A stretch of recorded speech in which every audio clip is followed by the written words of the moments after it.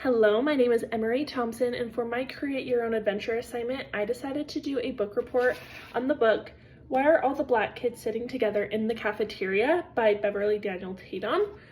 I filmed this video quite a few times. I keep rambling and then I can't upload the file onto Canvas because the attachment is too long. So I may talk quick and I may be looking at my computer quite a bit just to make sure that I hit the points and not ramble and go off on tangents. Okay, so to give a general overview of the book, Why Are All the Black Kids Sitting Together in the Cafeteria? This book dives deep and explores racial identity, the dynamics that race and racism play on the American society.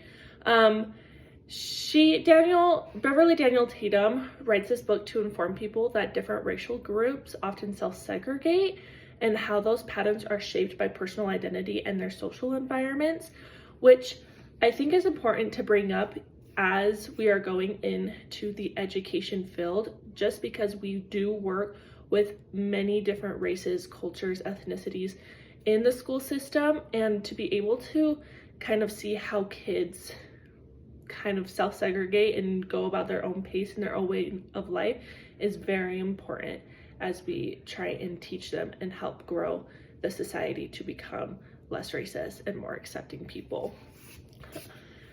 This book was absolutely amazing. I feel like everyone in the world should read it, but especially educators. It dives deep into how racial identity is a lifelong process and how we can understand white identity and how that can play a part and associate itself with different privileges. It also shares very eye-opening examples on how education and self-reflection can help people overcome ignorance and bias and just help create more inclusive communities. Amazing. I would honestly rate this book probably like an 8 or 9 out of 10. It was very educational. It does bring up politics quite a lot, which is not my favorite topic to talk about and discuss, but I think it's very needed, just as different politicians and different leaders of our world have different views on the world and the people in the world, or in the US, I should say. It's very eye-opening just to see how their thought process is versus how mine is. So question number 2, how does the content affect students or future students? This book affects students by sharing eye-opening experiences that equip students to navigate real-world situation and issues. I think it's important to share ideas based on race because it is creating a more inclusive learning environment that promotes social justice and prepares students for what they will see in the real world. They can also start to develop empathy and compassion for others, whether they are different races or have different cultures than them, which I think is very, very important. Why is this content relevant for a teacher in the classroom? This content is very, very important because it is ever changing and ever growing. As teachers, we work one-on-one with students every single day, and when we work one-on-one with students, we are working one-on-one with families, which is very important. And it's very important to equip educators on how to handle hard conversations about race and to be confident in helping different families and different children that come from different parts of the world. What did I learn? While reading this book, it gave me the chance to do a lot of self-reflecting. In chapter 2, let me actually pull it up. That's not it. In chapter 2, The Complexity of Identity, the first sentence stands out to me a lot. It says the concept of identity. The concept of identity is a complex one, shaped by individual characteristics, family dynamics, historical factors, and social and political context. Who am I? This stood out to me so much because it's so true that family, historical factors, even friends play such a big role on how we think and how we view the world. And when we, as an educator, or even just as a person, have strong barriers on what racial identity, on what multicultural humanity looks like for us, I think it's best that we can help grow within, not only within ourselves, but be the change that we want to see for the future, for our children, for our friends, for our neighbors, for the entire society that we live in.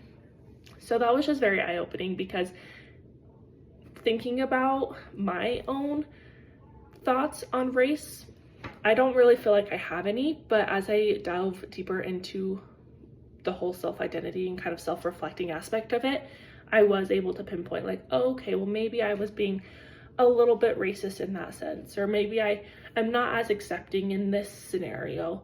And I was just able to self-reflect and kind of think about those situations and what I would do to change my own self-identity and just like my own attitudes towards things to become more positive and more accepting towards others. So what actions and strategies or practice will I use and take from this book?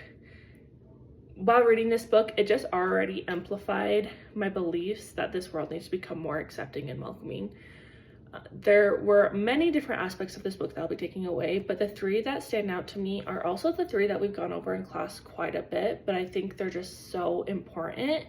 Number one is creating an identity affirming environment by including different material in the classroom that help children feel more welcomed and accepted, and have other children be able to learn about different, I wouldn't say issues going on in the world, but just like different experiences that life has to offer.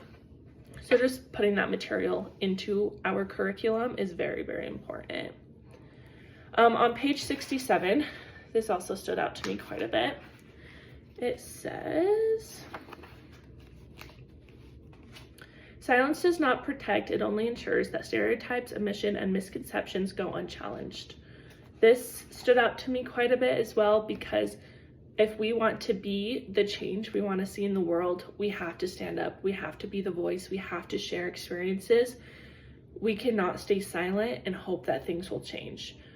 We have to be the voice to see the change, and I think that's very important to implement in a classroom, because when little kids grow up and see good examples and have teachers that stand up for their own beliefs, their own cultures, their own races, then they feel more accepted and they're going to do the same and stand up for themselves as well.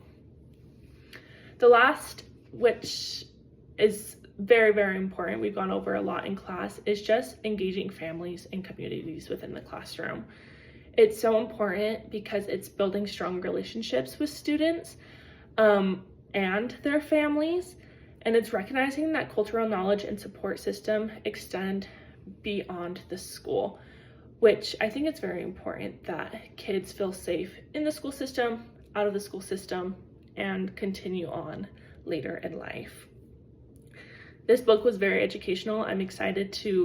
I was excited to read it and I loved it, and I actually am excited to kind of go back on that list and find some more books and read them, just because it really was eye-opening and it helped just kind of amplify my already knowledge that we can be the change that we want to see in the world, one step at a time, one kid at a time, which I think is very important as an educator, to stand up for all people, all children, all beliefs.